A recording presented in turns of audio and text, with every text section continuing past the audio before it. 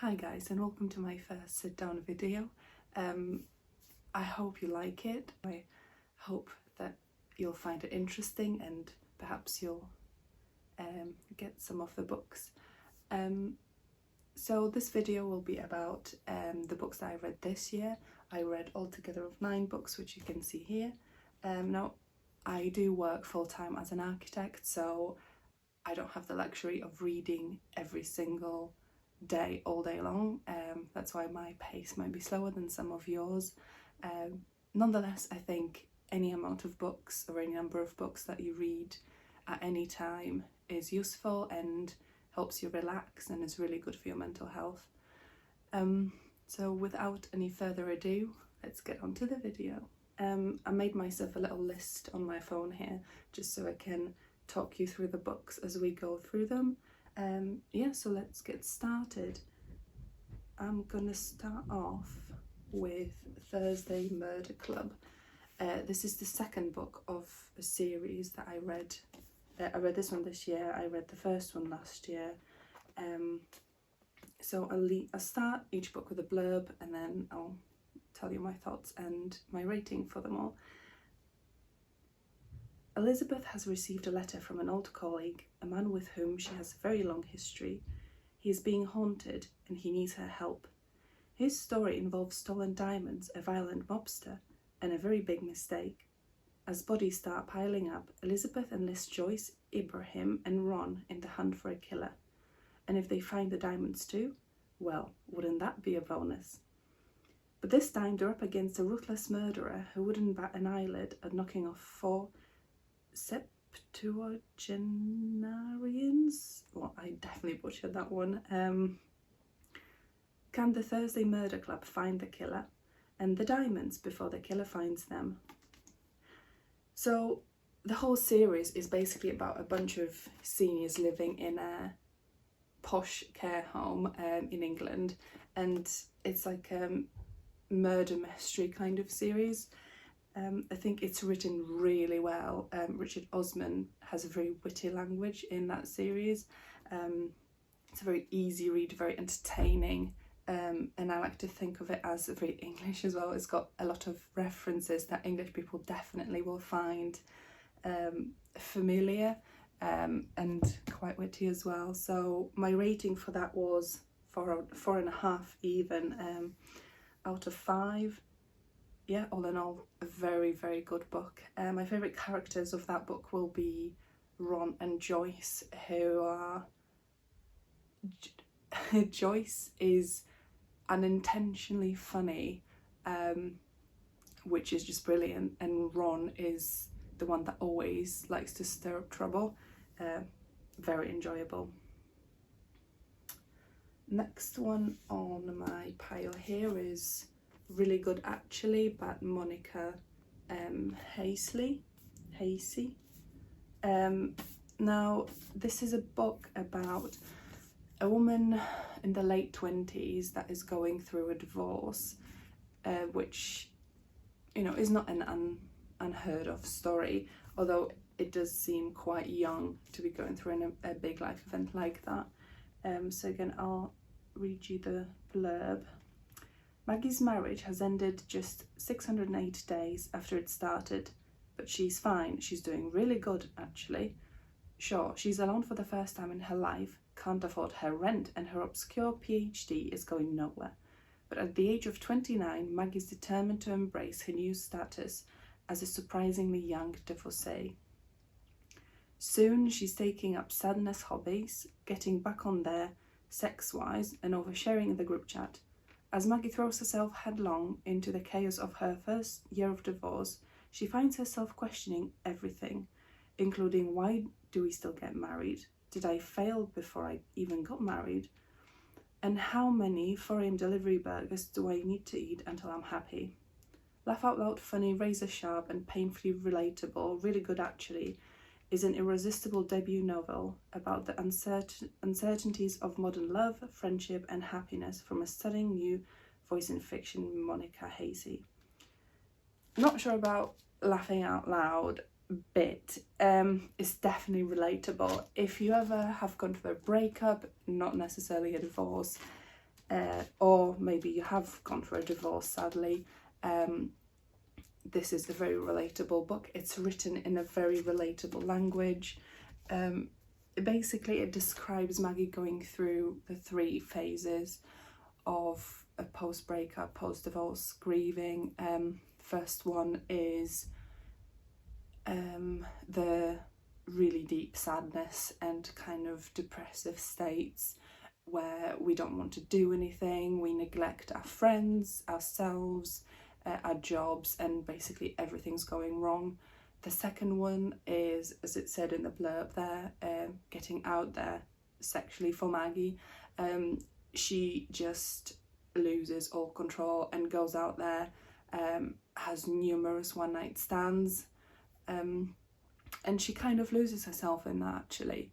And then the third phase is after an incident that happens, she kind of realises what a train wreck that whole period has been, and she's trying to make amends. She's trying to care for herself a bit more and her mental health, and she's trying to just make good with the people that she's hurt over that year of being alone. I gave this 3 stars.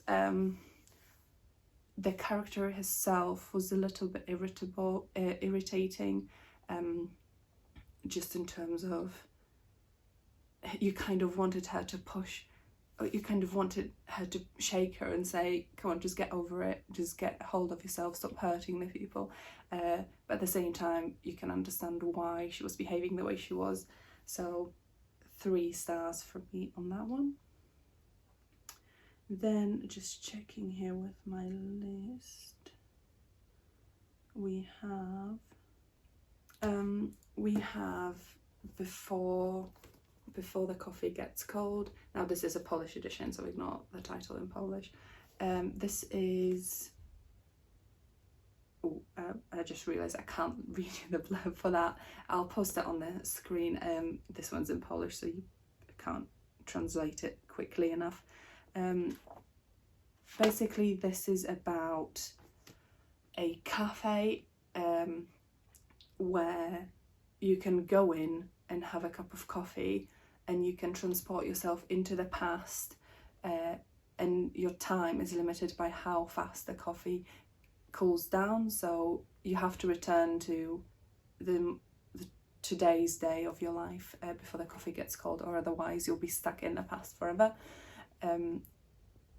There's a lot of conditions for that journey, and some of the biggest limitations that you can't change anything in the past. You can go back, you can talk to the people that you want to talk, you can't leave the table that you're sat at, and you have to make sure that these people will be in the cafe when you go back on that day, and you can't change anything. So really it's more of closure idea for people to discuss something with people that they didn't have time to discuss with, but anyway, it won't change anything when they return to today's life. I thought the concept was really interesting, and that's why I picked up this book. It was definitely one of them where you think, oh, that will actually be a very, very interesting concept. However, I found the writing was very difficult to get through. It's very dramatic. I didn't think the drama of the dialogue suited the situations at all. There was a lot of dialogues where people would be shouting when they didn't need to, and some of the journeys I found were not really bringing anything into the book. Again, it's an easy read, but I found the way it was written quite difficult to get to grasp with, and I think there's other books in this series. Actually, I'll pop some other covers and titles on the screen, probably that's somewhere there, but yeah, is 2 stars from me for that one. Next one up that I have read this year is Under the Whispering Door by T.J. Klune. Now this is fiction / little bit of fantasy book. I'll read you the blurb right now. When a Reaper collects Wallace from what she claims is his funeral, he's outraged. But Hugo, owner of a peculiar tea shop, promises to help him cross over, and Wallace reluctantly accepts the truth. Yet even in death, he refuses to abandon his life, despite spending all of it working. And as Wallace grows closer to Hugo and shares jokes with his resident ghost, he wonders if he's missed something. So when he's giving 1 week to pass to the other side, Wallace sets about creating a lifetime in just 7 days.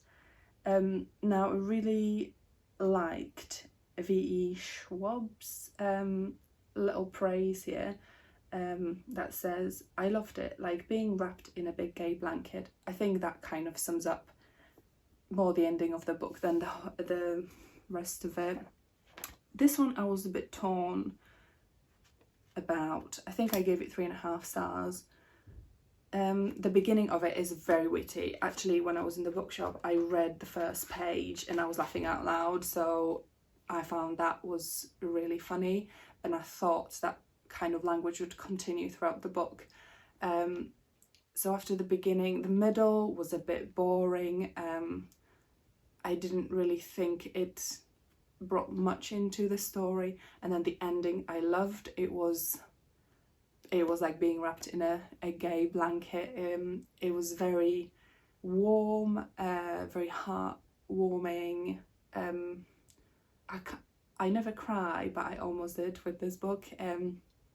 You just wanted to hug the characters in it and kind of wish them all the best. One thing which I also downgraded this book for was the main character Wallace was actually a very bad person in life. He was very rude, very egotistical. He didn't care much for other people's emotions.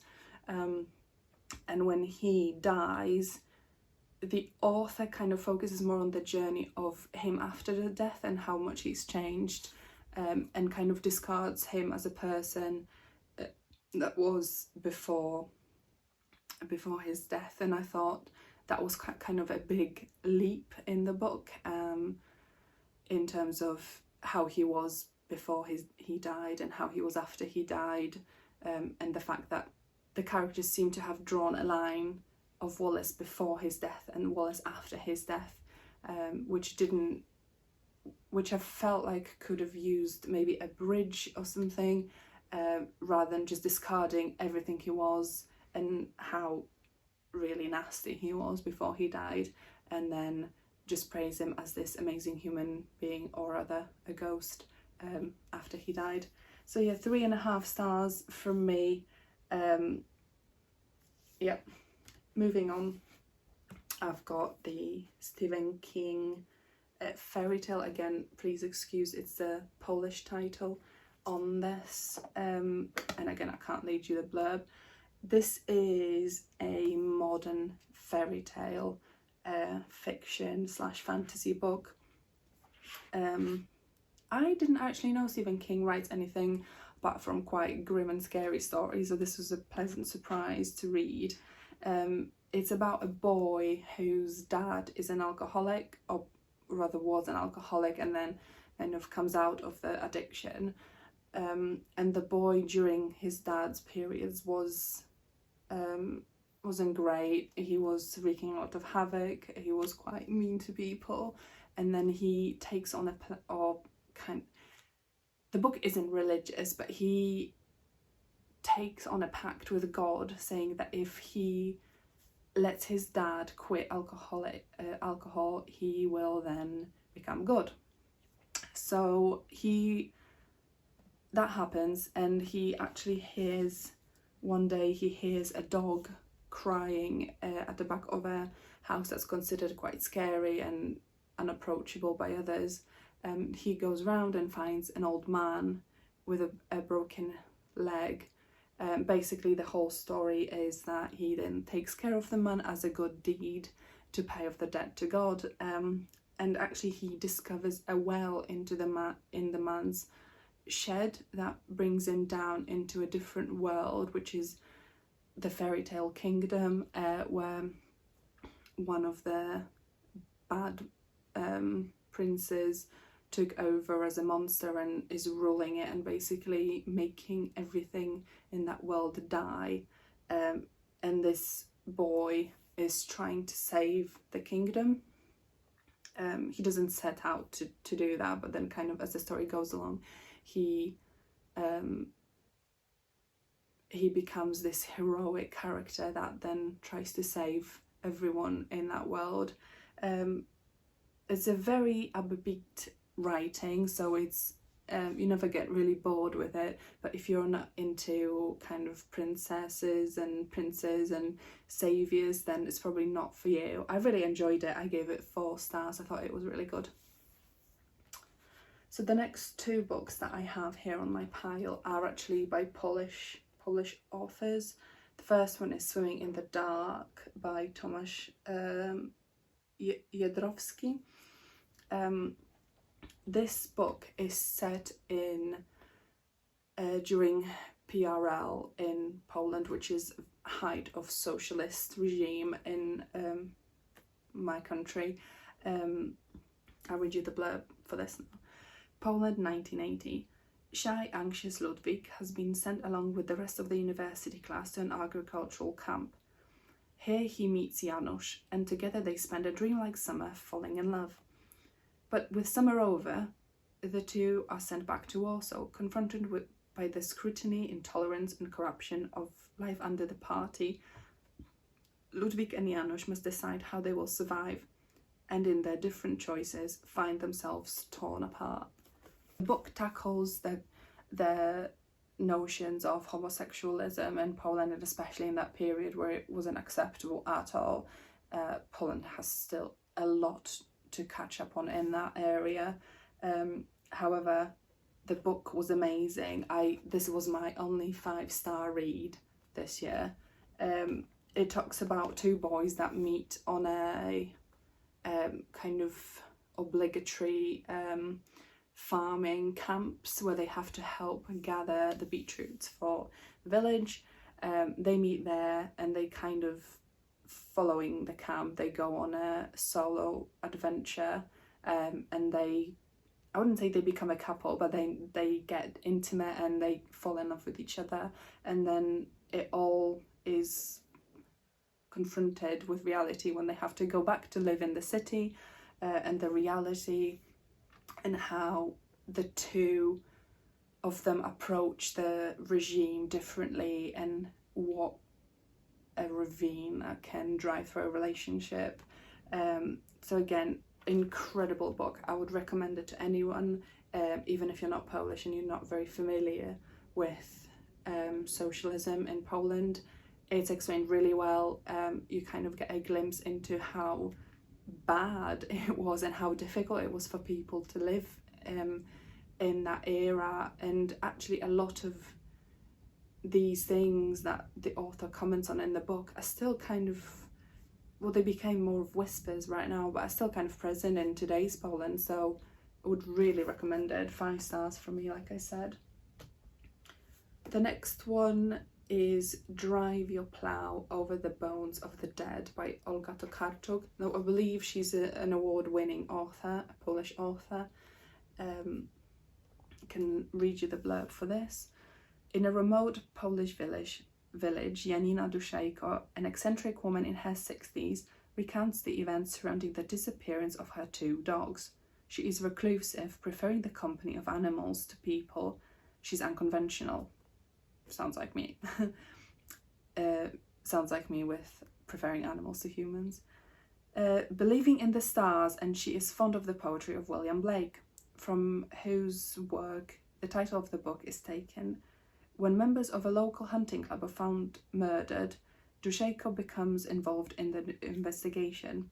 By no means a conventional crime story, this existential thriller by the Nobel Prize in Literature laureate offers throughout-provoking ideas on our perceptions of madness, injustice against marginalised people, animal rights, the hypocrisy of traditional religion, belief in predestination, and caused a genuine political uproar in Poland. So that's quite a lot. Very beautifully written a fiction. It pretty much delivers what it says in the blurb. It was just 4.5 stars for me. Very good plot twist at the end, although you do kind of suspect it, but at the same time you don't think it could ever happen, so it's very interesting. I found this is the first book that I've written that focused so much about protecting of animals, and the idea of hunting and trying to battle against the hunters and that culture. So very, very good read. It also shows how people's perceptions affect the way we interact with people. So Janina, who's the protagonist in this story, is actually an engineer, and she worked internationally back in her youth, so she speaks fluent English, but because she's interested in astrology, she's not very religious, she's interested in poetry, because she lives in such a small village, she's very marginalised, and people just consider her as a local madwoman, basically. No one believes her, no one takes her seriously. She's being laughed off constantly, no one sees her as a threat. And it's actually really sad, because it shows you that what you have achieved as a young person and all that appreciation can be dissolved in seconds if you're in an environment that doesn't appreciate those values and values something completely different, such as religion, hunting, all of those kind of traditional or formerly traditional values. So I'd really recommend it. It's a very good read.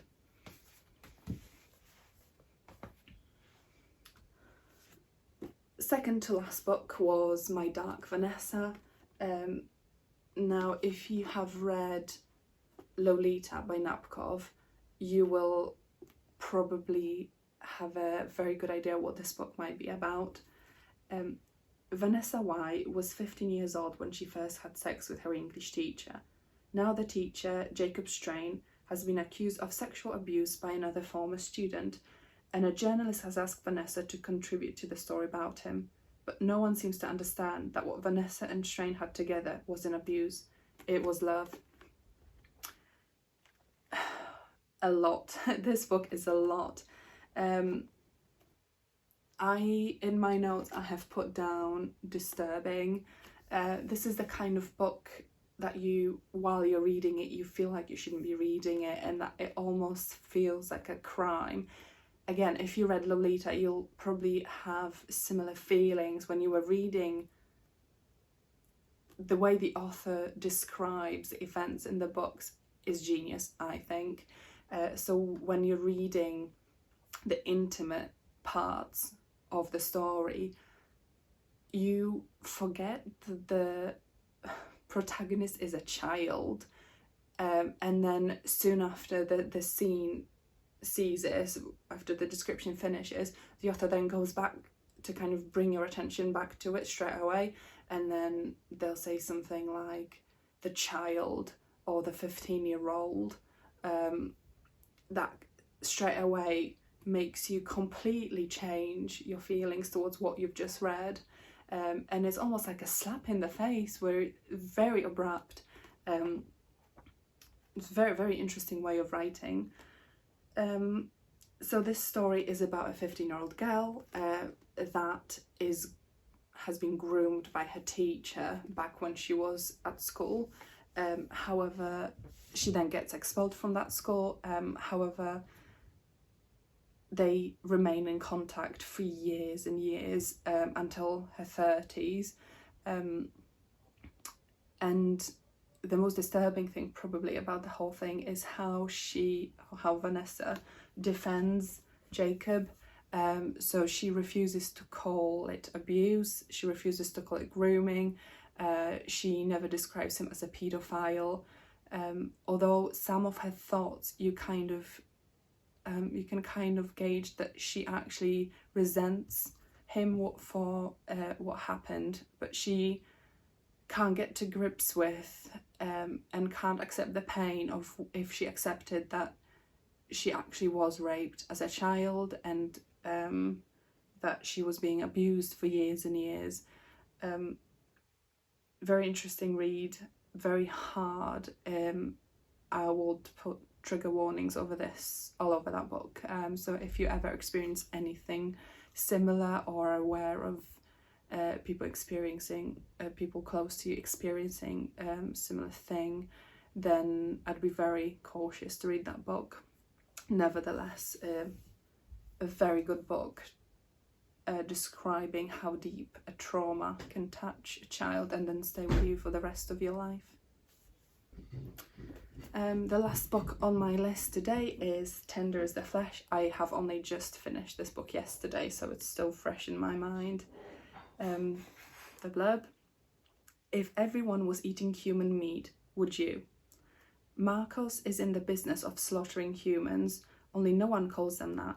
He works with numbers, consignments, processing.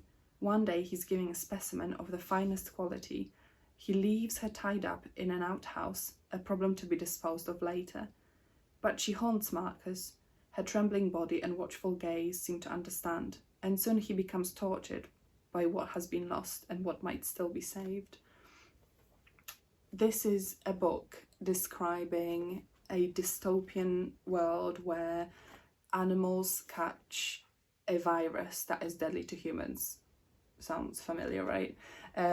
It kind of gave me COVID vibes, if you can call it that.